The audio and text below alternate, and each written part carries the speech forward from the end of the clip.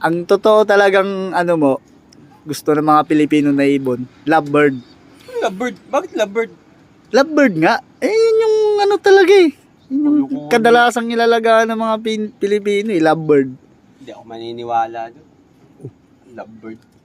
Mas marami pang nag-aalaga ng Mas kalapati. marunong ka pa sa nagpapahula. Ako nagpapahula eh. Ay na nga, ikaw yung nagpapahula. Ikaw nga hindi mo alam kung anong gusto ng Pinoy talaga na ano eh.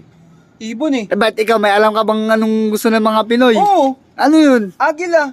Oh, bakit agila? Sus, tignan mo ngayon. Lahat ng mga Pinoy gusto magkaroon ng agila. Oh. Ano ka ba? Ah, ganun ba?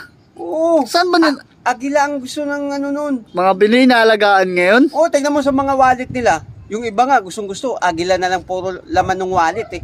Ano ka ba naman? Hindi mo ba alam yun? Talaga oh. Di ko alam yun eh. Ngayon, ganun pala gusto nila ngayon? Yung Oo. agila?